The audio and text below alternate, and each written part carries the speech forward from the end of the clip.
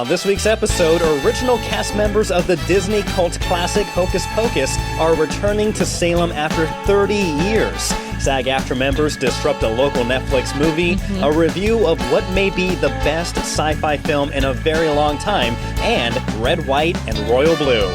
This is The Hub on Hollywood. I'm James. I'm Jamie, and we're going to tell everything to you.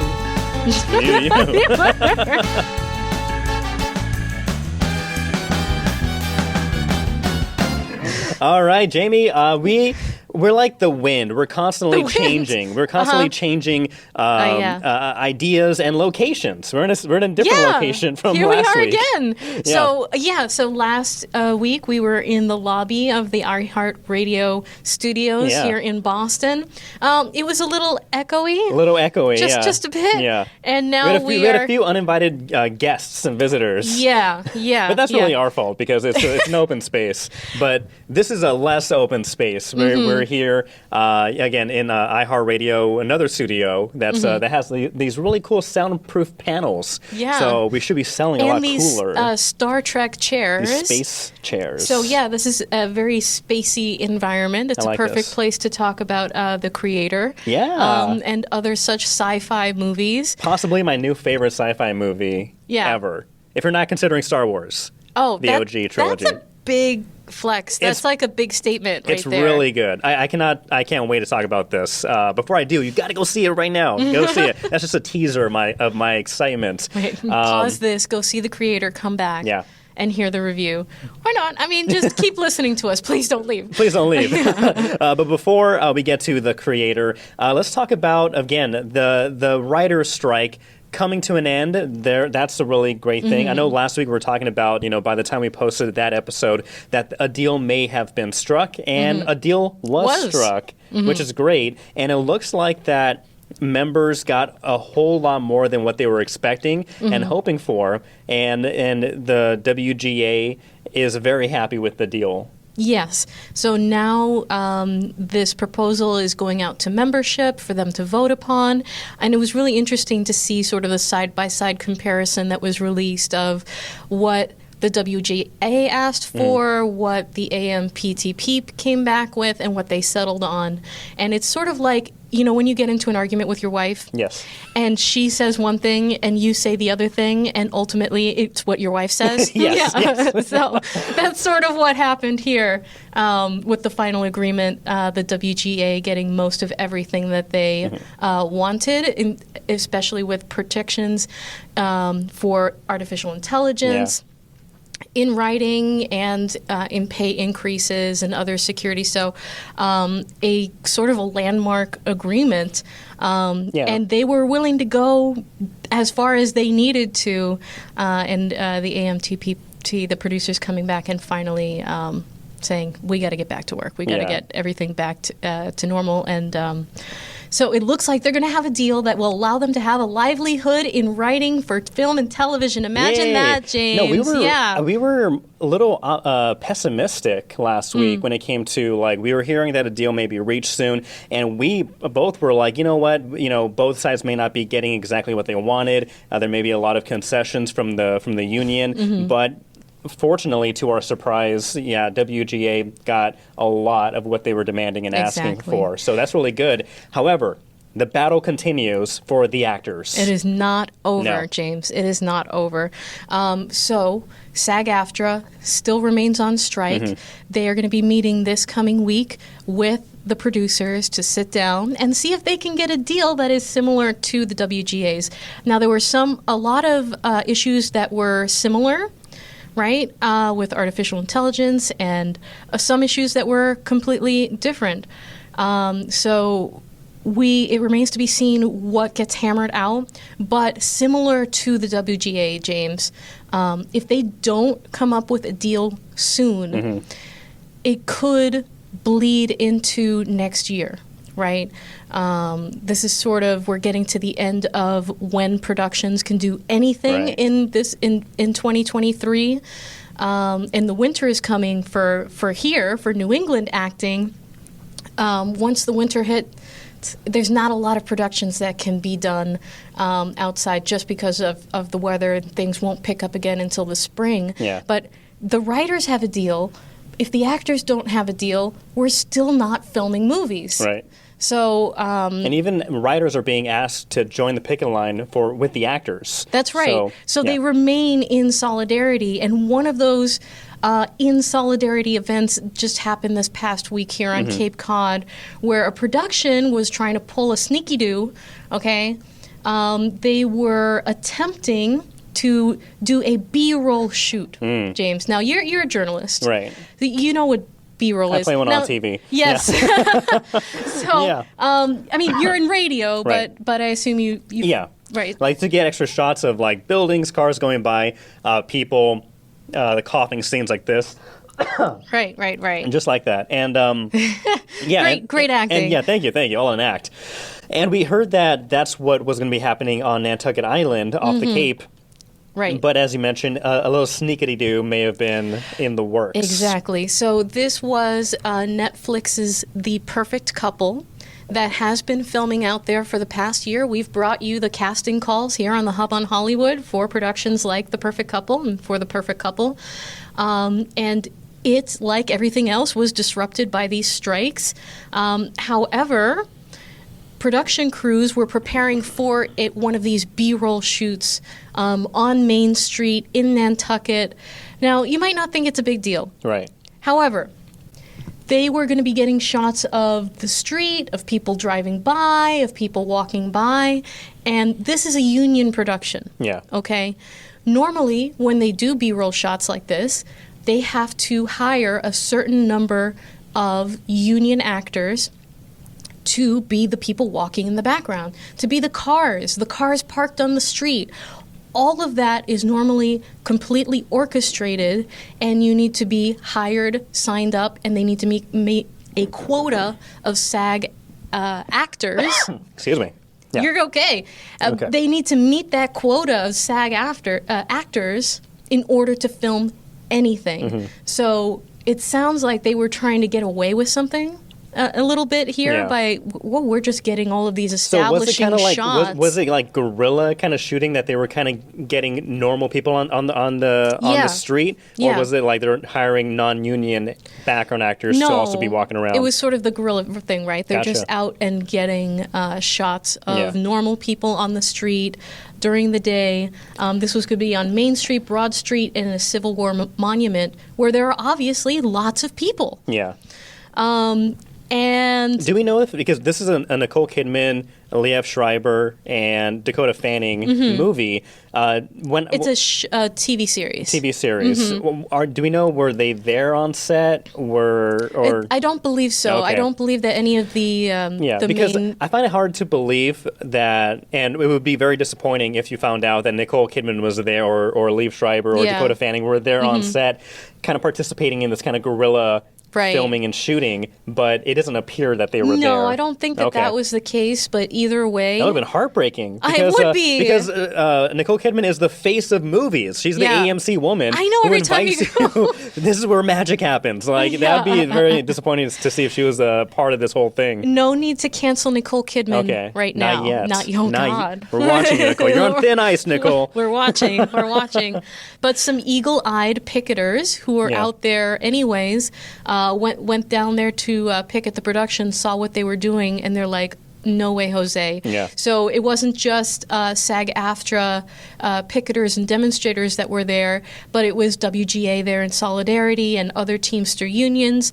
And they're like, okay, you want to take B-roll of the street, you want to get a shot of this, you're going to have picketers in the background. Yeah. So they were on Main Street, they were on Broadway, they were at the monument, they were everywhere that they were trying to get these shots, and ultimately production had to shut down and they couldn't get the establishing B-roll shots that they needed. But that is a total sneaky-do. I like that word, sneaky. It is a sneaky do, right? Use it more. I use it with my kids. Okay. So, but right, these are the kinds of ways that productions are trying to get around the strike, that are trying to get around the restrictions without paying the people who need to be in those establishing shots, in those background shots. We, here on the Hub on Hollywood, we're going to be talking with one of these picketers next week, so stick around for that.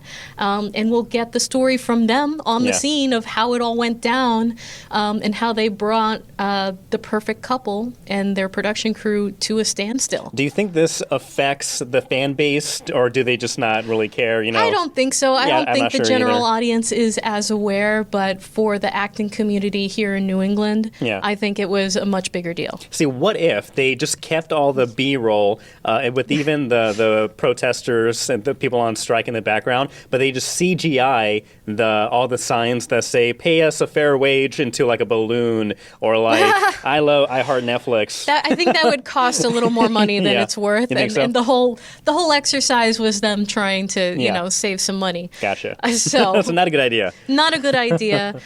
So productions still not up and running to their fullest here in New England, Hollywood East, Hollywood West, everywhere that you go. But the late night shows are back, and the scripted television, right, is getting back and up and running and planning and all of that. To a degree. What are your thoughts about? We're going on a little tangent, but what are your thoughts on the late night shows? Because there was an article that came out. I think it was like the Wall Street Journal or somewhere. Don't quote me, but they were talking about how like it's such an old format now, and it's such back in the day when you were on with Johnny Carson, when you were on with Leno, when you're on with Dave or Conan, it was a real a treat, a privilege to appear on the late night talk shows. And now, everybody's interviewing everybody now. You have these celebrities who are on their own social media. There's the mysterious allure of the secretive, hard to get movie star or actor. Those days are gone. And now, people are just saying, is it kind of time to retire, to put to bed, put to rest the late night format? That's an interesting question, and I've got a hot take for you. Yes, please. I think that it can absolutely evolve, but you're right.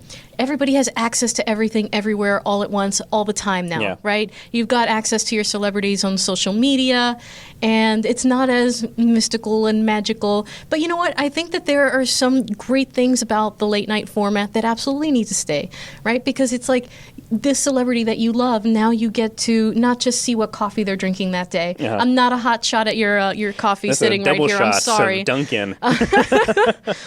Dunks, right? Dunkin'. Get yourself to Dunkin', right? Yeah. Are they going to give us money if we say that? Well, I'll take a gift card. I'll take a $5 gift card. That pays for something. Right? But you get to play games with them, like especially like with Jimmy, what is it, Fallon? Jimmy Fallon, right? He likes to play a lot of games. It's like you get to be friends with them. But I feel like there's a better way for you to be friends with them, James, that I've been discovering a lot more lately. I mean, have you been on Twitch at all? I do have a Twitch account, and I pop in there every now and then. There's a channel called Djibouti Dubs. They're hilarious. Yeah. But I'm not on it all the time. But it is a huge. It's like YouTube. It's huge. It's gigantic. It's like Twitch and YouTube and some of these other like live streaming communities. Getting the celebrities that you know and love on there. I feel like it's a much more like intimate sort of thing, because not only are you watching them and they're hanging out with their friends and they're doing whatever, or they're doing a talk show, or they're doing like a game show or something like that, but you get to interact, right? Through the chats and through whatever they're selling. I think it's a much more immediate interaction, especially if you're a celebrity who has endorsements and you are trying to sell things and you're trying to prove that you can sell things. It's much. You can do it on those platforms. I'm not an expert in this field, James. But I do agree, but also, I was thinking about it. Like the definition of a celebrity has changed. Also, it's no longer movie stars or actors. Like it's the Twitch personalities themselves. It's YouTubers themselves. These social media influencers. Like they are this new generation's celebrity. And so so that's a lot of things too. Like why are we waiting for Jimmy Fallon or the next day to watch YouTube clips of these people when I'm no longer interested in who these big quote unquote movie stars are. I'm interested in what this influencer is doing and what they're selling and stuff. Right. So. A lot of the influencers are now the big celebrities, and I've definitely fallen down that rabbit hole very recently. I feel like una viejita. I feel like a little lady. I'm like, oh, what's this Twitch thing? Yeah. Oh, this boy, he's cute. Let me chat in the chat. Like, I'm talking to you, Carl Jacobs. Okay. But listen, it's out. Just really cute. Yeah. Hi. So, but it's just really cool the way that they're able to do that. So yeah, I think there's so many things that are transforming and need to transform. Ooh, I have an idea. And we can be a part of that. Ooh, let's be a part of it too. Wait, what's your idea? So keep the late night format, but make it live. Because now everyone knows that the late night shows are filmed around 4 or 5 o'clock in the afternoon, and then they get edited or whatever, and then get posted to 11:30 whenever they go on their time slot. Do it live. Just do it live and we'll do it live. We'll do it live. Yeah, exactly. Because that's exciting. That's different. Things can go wrong, and when things can go wrong in a very fun way, that's cool. People love seeing things in the moment, and not everything's so polished and neat. So that could be an idea to save the late night format. Okay, so when are we doing the Hub on Hollywood live? Let us know. Comment down below. When should we go live? Will you join us? We're not gonna be. Hopefully, we're not talking to an empty room. Yeah. Okay. No, that's awesome. But you mentioned live events and shows like that. Have you ever heard of Austin's show? No. Okay, so he's one of these Twitch people. He's been doing that for a number of years as well. And he's got a number of different sort of game show or late night show or that sort of format and going live. I mean, and the engagement, right, is off the charts, and the people being able to interact live with that. It's just great. So we're always seeing something new. We're always seeing like an evolution of entertainment, right? So that, I mean, it could be the new thing. Yeah. But right, there's always going to be the older people too, the ones who they remember Johnny Carson and Jay Leno at their heights and stuff like that, and Team Coco. Team Coco. I will always be Team Coco. Always. God, he was given the shaft. He's the best, though. Maybe for the best, because like his new podcast, he's doing what he wants. He has this new travel show where he when he's out in public, out in the world talking to people, that's some of the best Conan. And so maybe he was in the grand scheme of things spared the slow declining death of late night, where he was able to shift and do things that he wanted to do. Now he's exploding on his own platform and format. So I think it was, to be him. It was a blessing in disguise, I think. Plus, he got a big payout after the whole late night debacle. So Conan's good. Okay. Conan's good. He's all right. I'm going to do the Conan hair flip.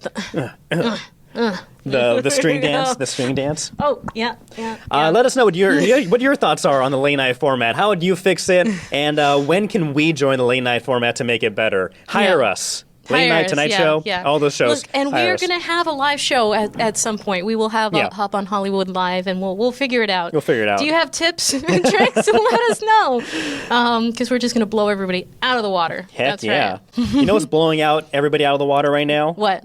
This new movie that I love, The Creator. Gosh, yes. So the thing about this movie, it's getting praised all around for its story, for the visuals, for the original concept. However, it's not leaving a huge impact at the box office right now. And so this is my effort to try to get the word out. I don't gush over every movie that I come across. I don't. But this is one of the gushers that I'm excited, and I hope other people will learn about and go check out, because if you are tired of the 20 Marvel movies or all these other things that come from existing property, existing IP, and you think Hollywood is just out of fresh ideas, this movie is an answer to that, because this shows that even with a small budget and not a lot of advertisement, this movie should not be this good, but it is. Yeah. So I mean, James is like literally vibrating over here, guys. Like he's so crazy. excited. And it's not the extra shot of espresso in this Dunkin'. I feel like if I don't let you talk about The Creator for like a few more seconds, you're going to explode. How's the weather, James? I don't care. We need creator talk. Okay, go. No, but basically, well, for those who don't know what the movie is about, the creator is directed and written by Gareth Edwards. He last directed Rogue One, a Star Wars story, which is a great Star Wars movie and a great introduction to the Andor series.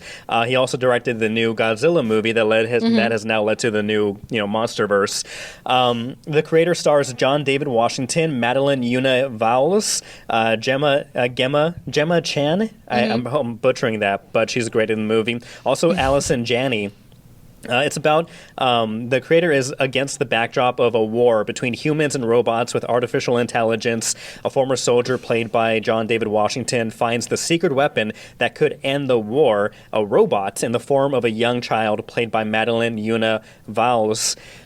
This is a great movie, and the cast is great. The little girl, we were talking about this earlier, Madeline, she was 5 or 6 years old when they filmed this movie during the pandemic, and this is a breakout performance. This is her first movie ever, and it's one of the best child actor, performances I've ever seen. Like, this is going back to, like, Haley Joel Osment in The Sixth Sense. This is going back to, like, Dakota Fanning when she first broke out. Madeline has an amazing career ahead of her if she continues to be acting because, again, with such little dialogue, the lines that she does have, she sells them and you feel them on an emotional level. But like I said before, this is one of the best sci-fi movies of the past 20 years, I would say.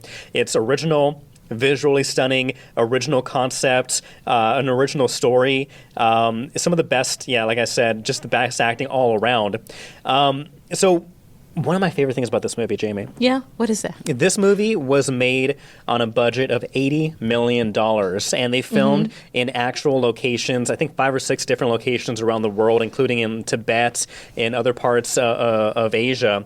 And it looks beautiful because one, they filmed it on location and then they added visual effects afterwards just to enhance this world, all the world building they're doing in it. And the fact that this movie was done on an $80 million budget and looks 10 times better than some other movies that were made for $300 million says a lot about the director, about the fact that they had the story in line and they knew exactly what movie they wanted to make. Ant-Man 3, the Ant-Man Quantumania, The Flash, $300 million movie, but the CGI looks terrible because it was rushed. A lot of the times they had these last-minute changes from the higher-ups, and The Last Doctor Strange, The Last Doctor Strange, so it had many a lot of of bad visual stuff, and also the story. The story wasn't great either, which just adds, adds another, bad taste in your mouth when you're watching this.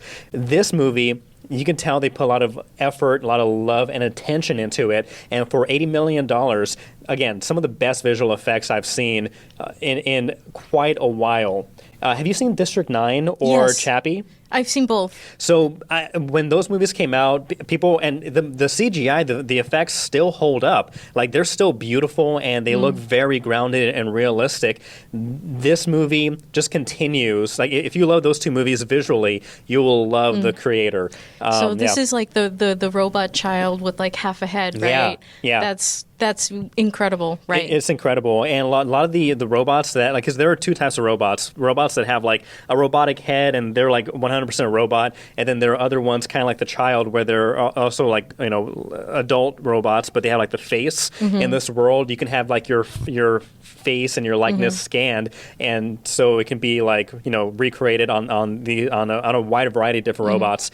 And so all these things look so fluid and realistic. It's amazing. And it's great because this has been the year of, like, new original movies, right? That have done well in the box office, like Barbie, like Oppenheimer. So, but the only challenge with this is not as much being done at the box office. Yeah. But you say it's a masterpiece. It's a masterpiece. How- It really is. On a performance level, Madeline, 5 or 6 years old at the time, like I was tearing up. I was tearing up in this movie just because maybe it's because I have a daughter now. Yeah, and it's I 'cause feel you're like, dad now. And I feel like that this girl looks similar to my daughter, and so like that's just another thing of it. Like you feel the emotion of like this tug and pull of all these people trying to get them and divide them for their own different purposes and reasons, and them trying to stay together. And so That's how the robots get you with the that's how cute they little get you. face, right? That's how with they the cute get you. little face, they and know. it works.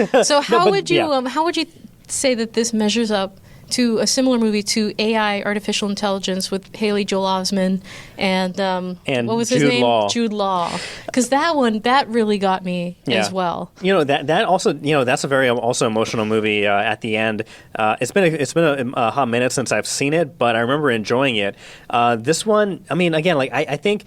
If you talk about AI movies, there's Terminator 2, like, the Terminator series, and like there's artificial intelligence there. In that sense, they're like the future is won by AI, and the humans are trying to rebound. But this movie kind of shows like there is that nuance where it doesn't have to be all or nothing. Both sides are trying to live, both sides are trying to survive, and if they're able to work together, they can make it work. But again, like I don't know, there's a lot of it's a very deep movie. Again, I don't want to give away too many details about it, but all I want to say is that this is an original movie, an original concept, original idea with amazing visual effects that blow so many other movies with higher budgets, 3 times the budget that this movie has, out of the water. So if you want more movies like this, if you want more stuff from Gareth Edwards, I would watch this in the movie theater. You support it with your money, and I don't think you'll regret it. Yeah, absolutely. So, what is your ranking?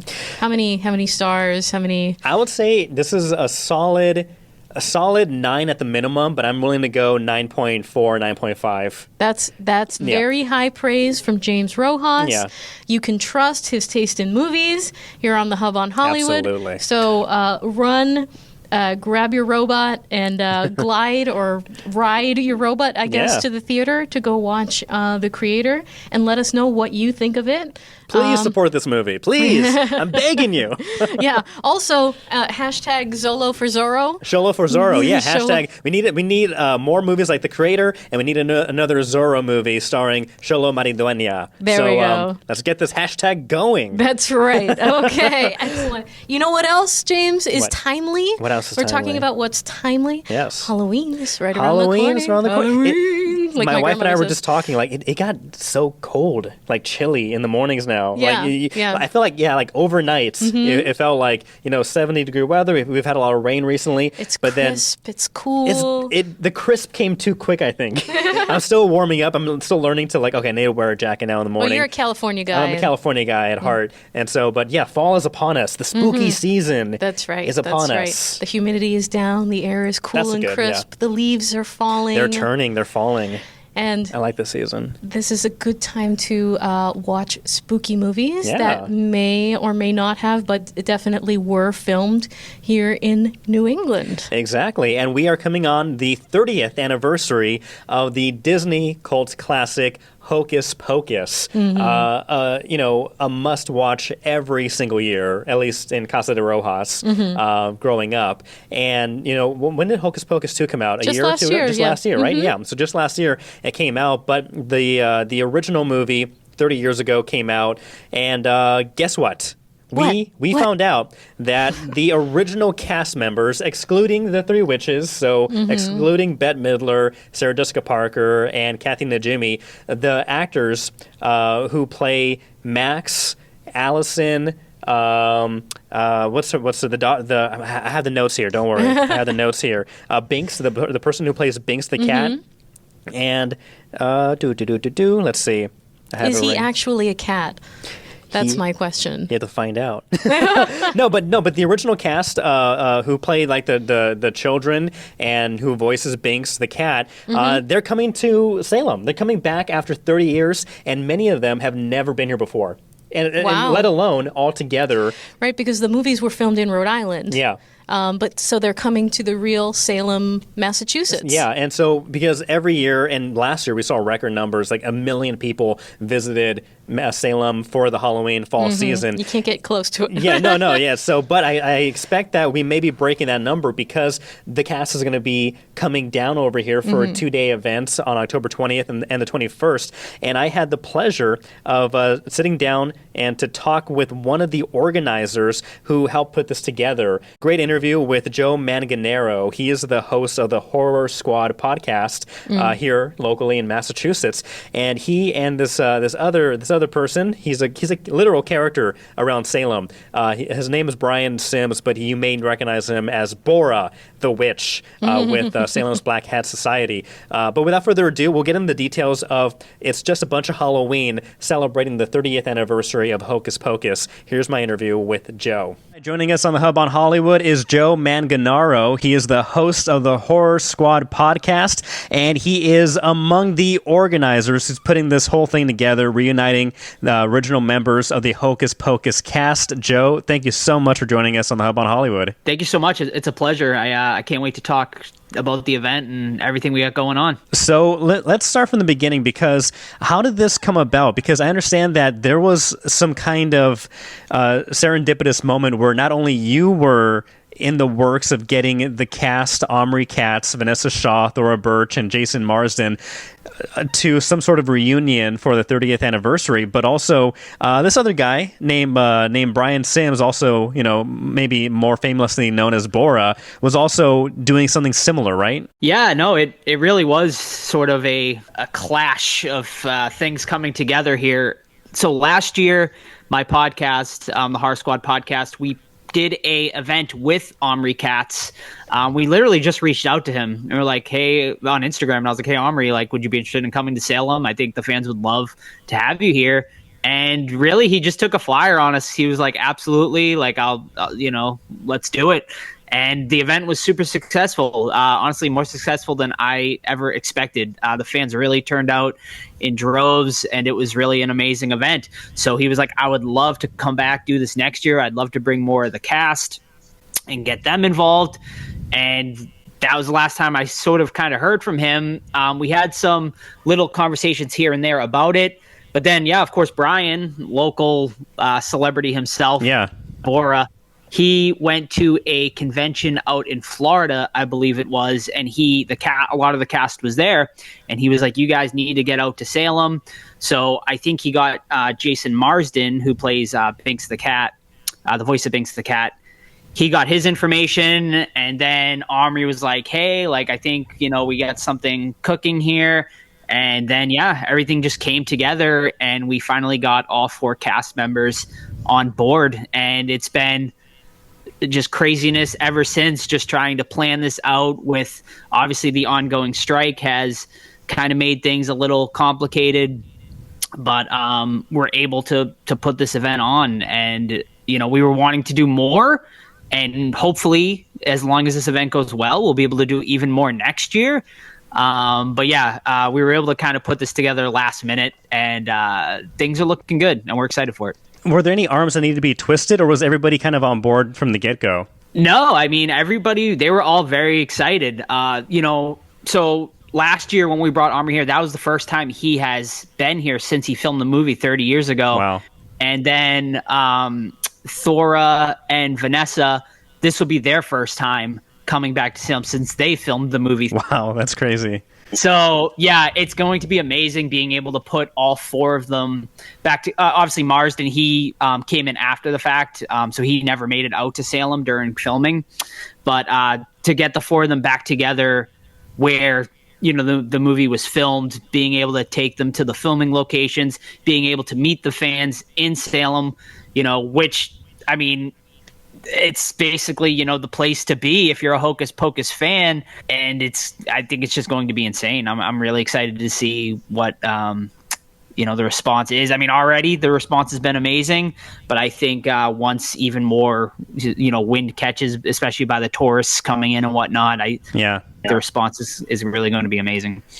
Yeah, I think I'm looking forward to, like yourself, the response, the reaction from folks who live in Salem, who visit Salem. But I'm also really interested in and excited to see the reaction from the cast, because I'm sure they know how, impactful this movie is for such a large and wide variety of people.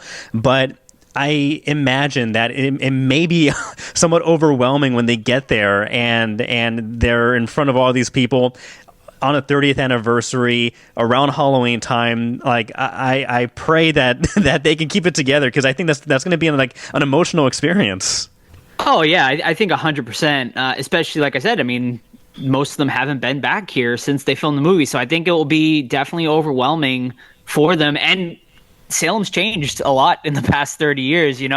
Halloween wasn't what it was like, 30 years ago, what it's like now. And I think a big part of that is because of that movie. That movie, to this day, there's lines in October to get pictures in front of the Hocus Pocus filming locations. They have to close the street down for Max and Danny's house because the owners are overwhelmed with the amount of people trying to come down this local street to take pictures.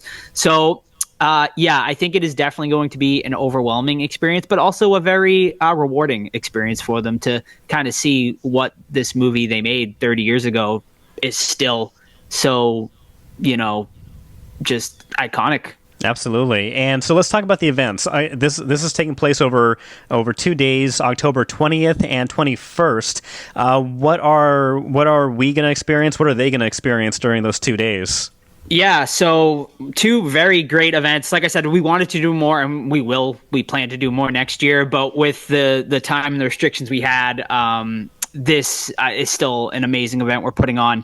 So Friday, October 20th, there is going to be a party at Bit Bar, which is a local arcade bar. Really cool place. Has tons of pinball machines, games, and whatnot. So while you're sort of, so the cast is going to be taking pro photo ops at the beginning of the party. So you go in, you get your picture with the full cast, all 4 of them, which is it's a rare opportunity, honestly, because the 3 of them, so Omri, Jason, and Vanessa do a lot of cons together, but Thora doesn't do as many. So getting the 4 of them together is a rare appearance.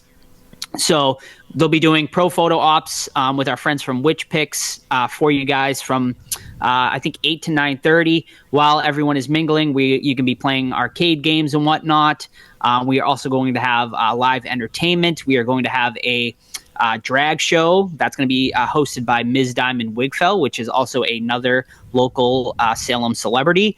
And we're also going to have a burlesque show as well going on. And the cast will be mingling with you guys the entire time. It's not going to be just a hi, bye, and you don't see them again. They will be at the party the entire event. So you'll be able to play games with them. You'll be able to interact with them. It is really going to be sort of a once-in-a-lifetime, honestly, opportunity at that party. So we got a lot going on there. It's going to be an amazing, amazing time. And then also on Saturday, the next day, they are going to be signing autographs and taking photos with everyone at Salem Common from 12 to 7. We've rented a tent out, so we're going to have a big tent set up on Salem Common. We've already gone on all the logistics for lines and stuff like that. So, we got all that stuff in order. So basically we are highly recommending everyone pre-buy tickets for both events, because there is a good chance both events are going to sell out in advance. So it's just a bunch of Halloween.com is the website for that. And yeah, it should be a great time. You can do so as far as autographs and photos on Saturday. They are doing a group photo op on Saturday as well. They're also doing group autographs, but you can also buy single as well. So if you've already met some of the cast, you can just get an autograph from just Thora or just Omri or Vanessa or Jason singularly. So yeah, it should be just an amazing time. Yeah, and again, talking about that collaboration with Brian Sims with Salem's Black Hat Society, has there been much communication with the city as well when it comes to the planning? Like, what's that? Because I'm sure, again, last year in Salem, we saw record numbers of visitors. We were expecting, maybe even bigger numbers of people coming.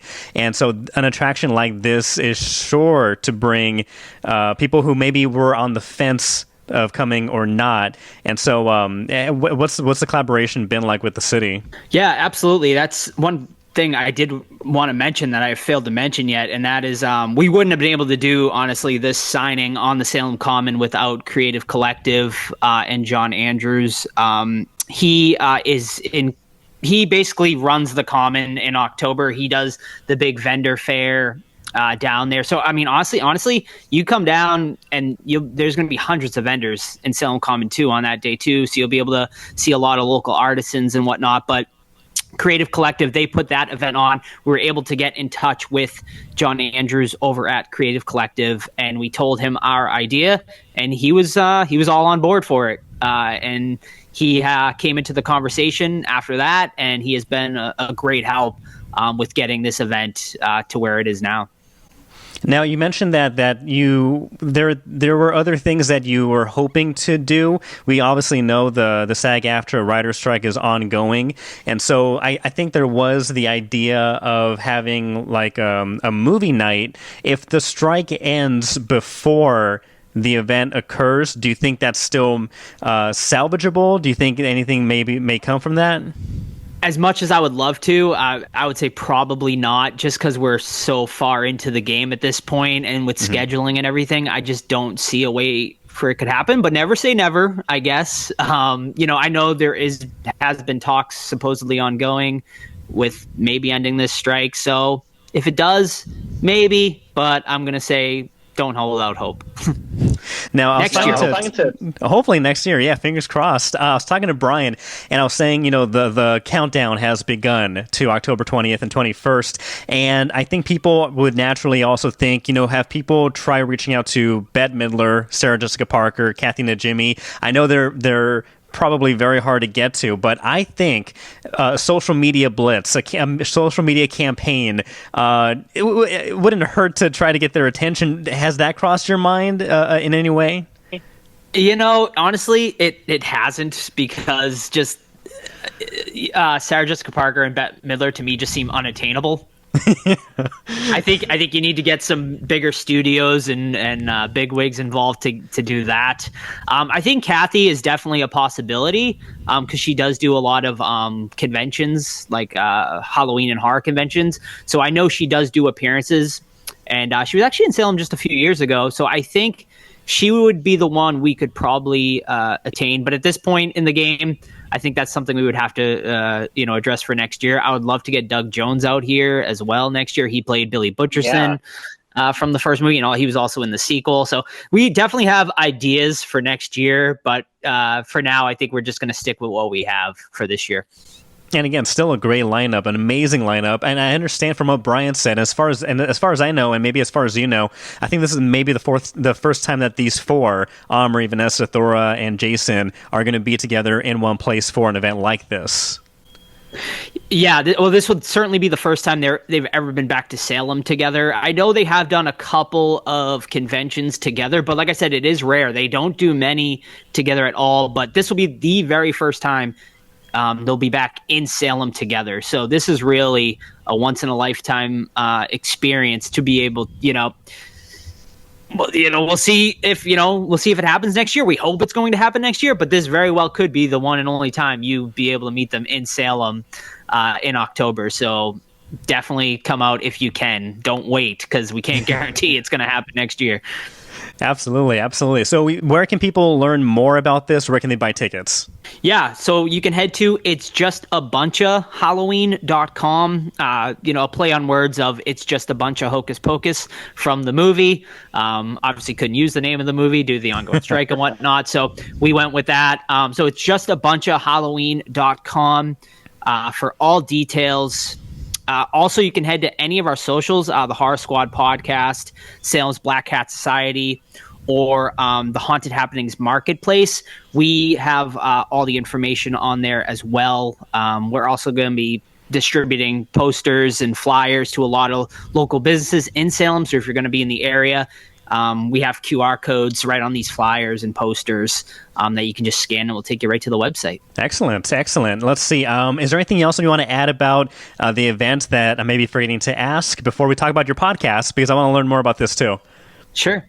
No, I think that's really it. Just like I said, don't wait, because we do fully expect this to pre-sell out. So I don't want anyone showing up day of being disappointed that they, weren't able to get an autograph or a photo op. So definitely please pre-buy. Excellent. So the Horror Squad podcast, how did this come about? And I think just based off of the title alone, that must be your favorite genre. Yes, if you could see behind, I'm sure you can see behind me, I am a massive horror fan, have been ever, right, yeah. Ever since basically I was a child, watching my first horror movie, which was Child's Play, I think when I was about 7 or 8 years old, too young. Of course.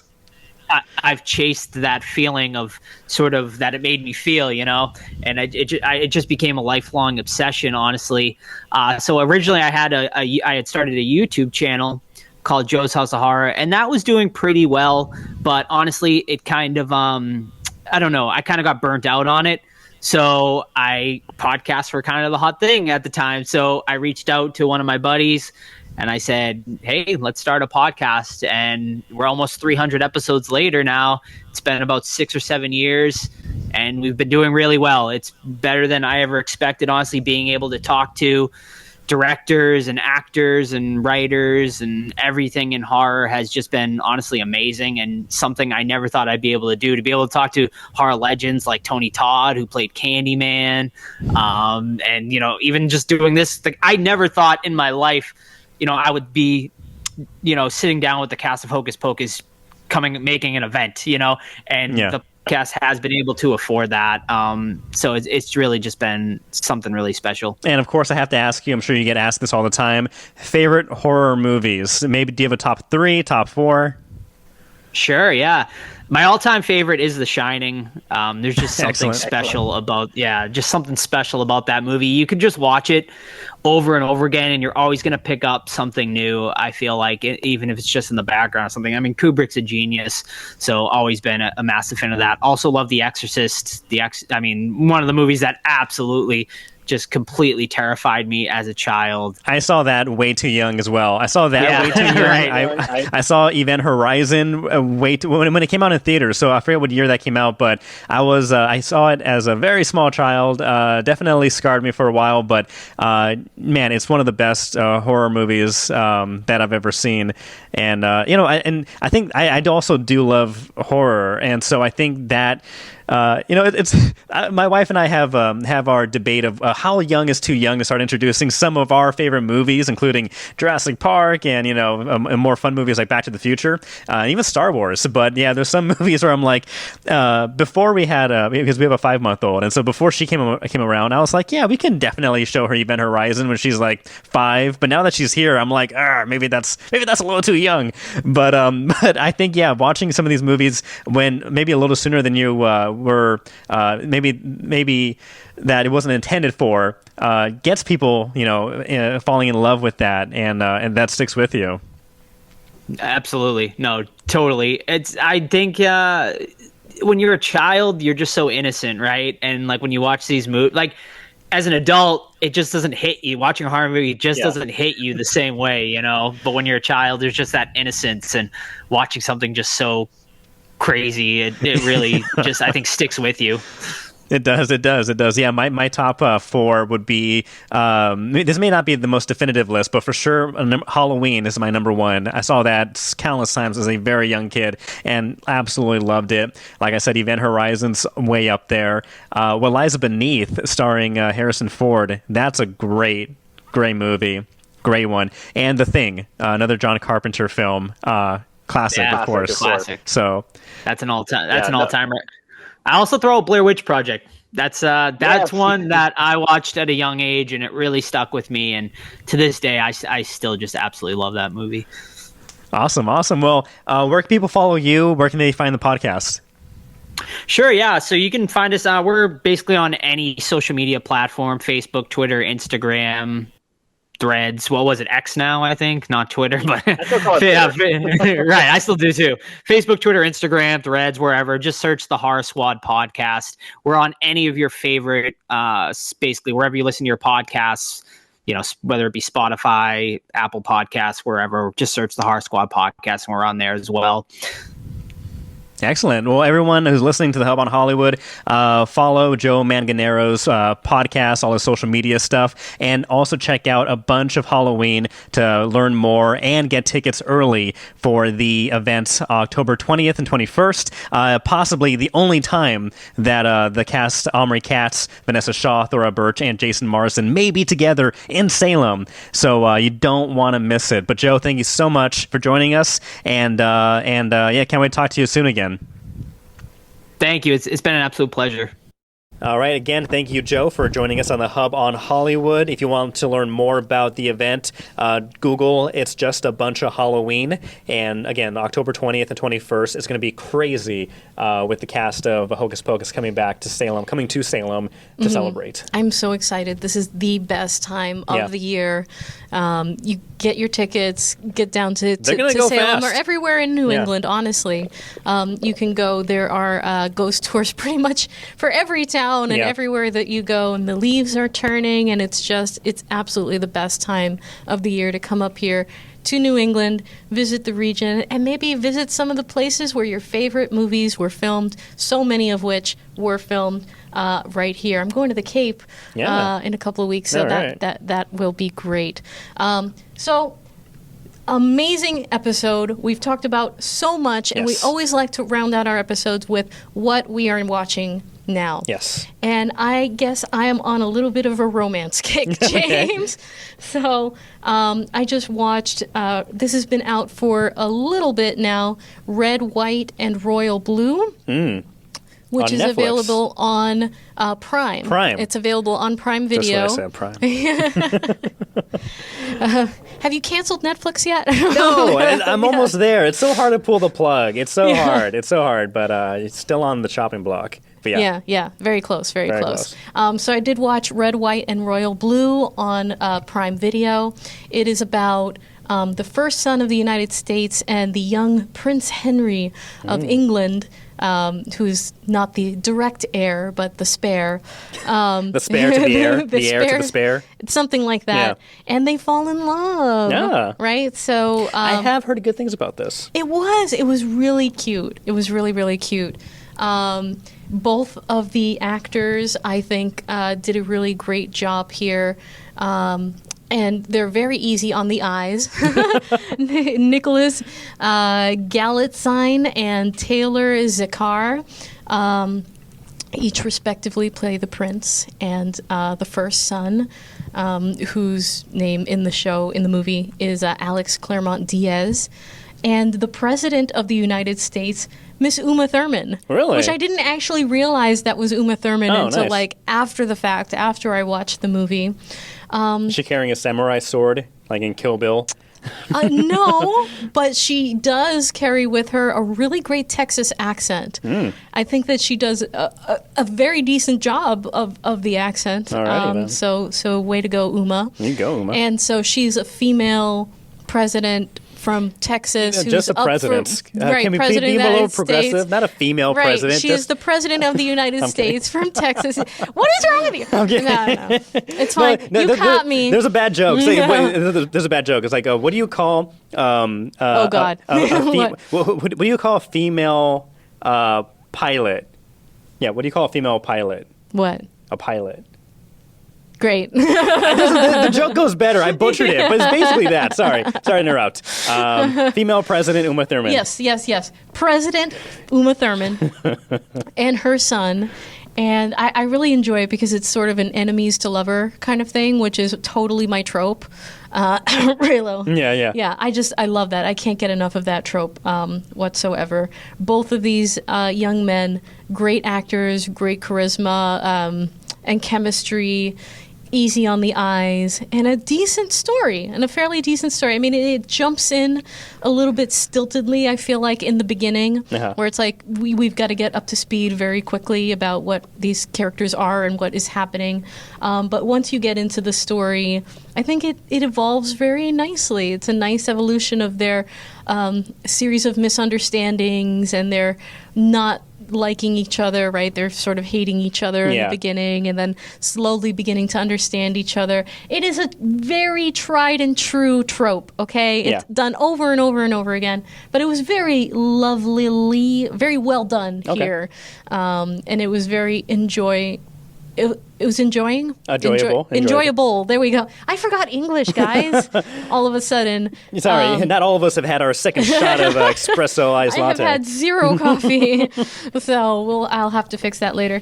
But yes, so I think it was really enjoyable, very sweet.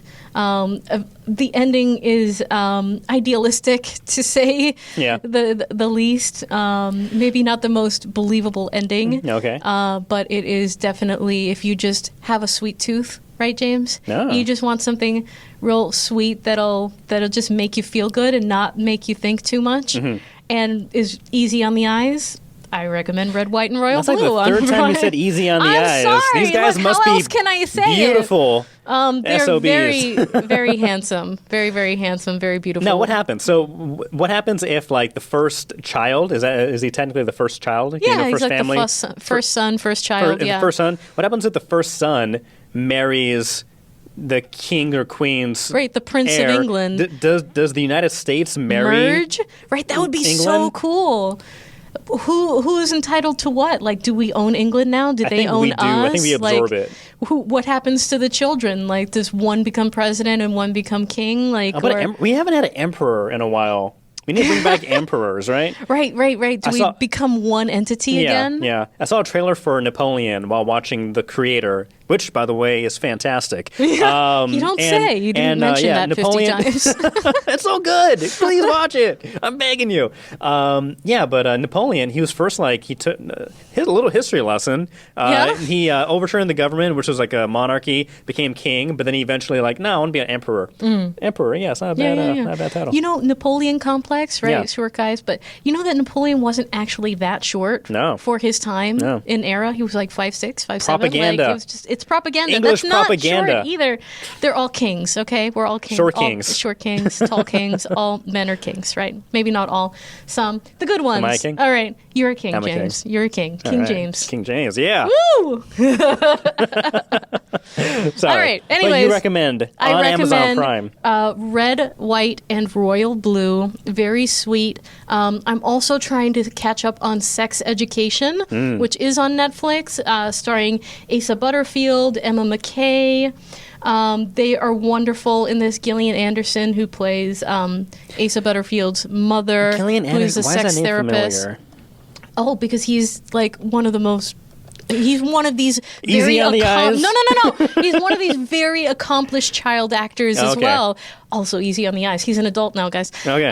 Very beautiful, I was thinking blue Gillian eyes. Anderson. Gillian Anderson. She's from X-Files. Yeah, it is Gillian Anderson. Oh, so who? Gillian Anderson from X-Files is the mom. Oh. She plays the mom, and then Asa Butterfield plays the son. Gotcha. He plays Otis Milburn, who is a very awkward teenager who unwillingly gets recruited to sort of be the sex therapist for everyone in his high school. Yeah.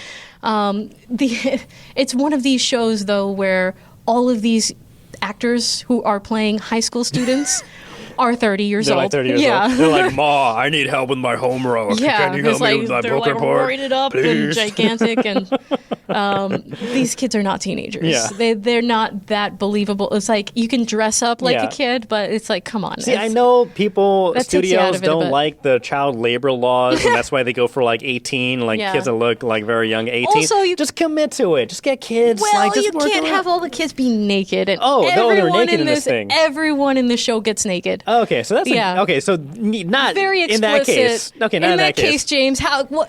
I have yet to see Sex Education, so I have zero context of what happens in that show. How dare you? How dare I? Yeah, no. But now that you know, yes, very explicit sort of show. Yeah. But not in a the creepy way, I guess you might say. Not in a exhibitionist, we're just sex for the sake of sex, right? It's for it's about these kids who are discovering real things about themselves, and and it explores all of that in I feel like a very amusing, interesting, and kind of realistic way. I think it's a little bit dark. It might be a little bit too much. I don't think 16 and 17-year-old kids are having that much sex. Yeah. But maybe that's because I was a prude. But Same here. I chose to be a prude. I chose everything. This is the TMI edition of The Hub on Hollywood. But it's so entertaining, and it is so fun. And I may or may not have gone on a bender watching this yesterday, and may or may not have gone to sleep at 5 o'clock in the morning because I couldn't stop watching. Yeah. It's not as serious as Euphoria, right? Because that's another teen, drug-fueled binging kind of thing. A little bit like Euphoria, but definitely not as dark and depressing and nihilistic, with just hopeless outlook on life. Yeah. This is definitely more comedic and fun, but with a very healthy dose of drama and everything that keeps you interested in the relationships of all of these people to each other. So it was a lot of fun to watch. The fourth season just came out, so I'm trying to catch up to the fourth season. I just watched the whole first season in one sitting. Nice. So yeah, I also recommend Sex Education. Okay. What am I watching? Not much. I watched episode 2 of Ahsoka. Last week we talked about how I started, I dove in episode 1. With a baby, it's so hard to binge. It is, yeah. I can't binge anymore. When they get a little older, it gets easier. Yeah, so right now, my window of freedom is daycare hours. And so after work, baby's in daycare, okay, I need to crunch in as much showtime as possible. Yeah. So I've watched episode 2 of Ahsoka. It's good. Yeah. That's good. Okay. It continues to be good. I like it. I like where it's going. Okay. Yeah. Great. Yeah. Yeah. When we get more towards the end of it, we'll dive more in depth to the end of Ahsoka. Excellent. Great. Excellent. Good. What are you Wonderful. watching? What are you watching, Let us guys? know. I had something I was going to say, but I completely forgot what it was. But anyways, were you a Jedi? Was your mind a Jedi mind trick cleared? No, that's just the ADHD. I don't remember things. There is no working memory. We could just call it, instead of ADHD, just call it a Jedi mind trick. Oh. I'm constantly Jedi mind tricking myself. I figured it out, guys. I really am a Jedi. Excellent. Well, again, what should we be watching? We've already told you what you should be watching, including The Creator. Mm-hmm. Get your butts in that theater. I saw it in IMAX. I loved it. It's so beautiful. See it in IMAX if you can. You see anything in IMAX. Yeah, you got to see everything in IMAX. I remember what it was I was going to say. Babysitters. That's how I was able to binge last night. My kids are at their grandparents' house, so I was free. Yeah. No, my wife's mom babysat our baby yesterday. Yeah. And so we went to we went out on our first outing, my wife and I, in 5 months or so. We went to a brewery for a friend's birthday party. Yeah. And I had 3 beers this morning. Lord help me. I'm old now. These hangovers, headaches, whatever you want to call them. Is it that what the coffee's for? This is what the coffee's for. I'm like, this is keeping me awake and alive right now. It's crazy. Yeah, I'm glad you got to go out. Yeah. 3 whole beers? 3 whole beers. Do you remember that really old video from, what's his name? With the baby? Hold on. Wait, guys. No, we're good. We need to include this in the episode. We do. He was old guy, Ryan Reynolds and Will Ferrell. Okay. Will Ferrell, long time ago, viral YouTube video with the little baby. Yes. And the baby's like, I want my money, bitch. Yeah, I want my rent. So pay the rent apartment one. Yeah. Yeah, and she's like, I have 4 beers. So you saying 3 beers just sounded like that. Did you have 4 beers? I have 3 beers and my head hurts. Wow. No, it's crazy, but it happens. It does happen. I'm glad you guys got to go out. Yeah. Did she have 3 beers? No, she was sober. She didn't drink, so Okay. she waited for like a glass of wine after we got back because I had baby duty last night. Because during the week we're going on tangents today, but during the week because I have weird hours, I wake up at 3 o'clock in the morning every morning, and so in the meantime, until the baby is able to sleep in her own room, I sleep in the baby's room on an air mattress, and the baby sleeps in a crib in our bedroom, and so. What was the point I was trying to make? I'm already sleep deprived. But that's the hangover. Last night, when I'm off, I give my wife a break so she can get a full night's rest. What a good hubby. So she sleeps in there this like is why Friday James is a king. and Saturday. I'm a king. Yes, I'm a sleepy king. Awesome. Well. Let us know how you are a king and what makes you a king. In what ways are you a king or a queen? Are you surviving? How do you watch television if and when you have kids? We need tips. Leave them at Hub on Hollywood. We are on all the social media platforms, on Facebook, Instagram, Twitter, TikTok. We are on Threads, us personally. So if you are not following us already at Hub on Hollywood. I mean, what's go wrong do with it. You? Also follow us at J Blanco Newsy and at James Rojas MMJ. I had to get a new Twitter again. Yeah, I know this keeps happening to you. We're locked out of our Hub on Hollywood Twitter account. Yeah. So if you've seen Twitter's dead. If you've seen a lot of inactivity on our Hub on Hollywood Twitter account, it's because we can't get into it. And so what key code? Like freaking I don't even know what any of this is. I don't know what it is. So I had to make a new account for myself. So follow us there. Keep up to date with the podcast on our personal Twitters, but our Instagram is still active. Yeah. We're still in our Instagram. Follow us on Threads. Guys. We're around, so you find us. Again, if you're listening to us, thank you very much. You can also catch us on video on YouTube and vice versa, anywhere you listen to podcasts, including iHeartRadio. Nice. Thank you. When's the singing career starting? Tomorrow.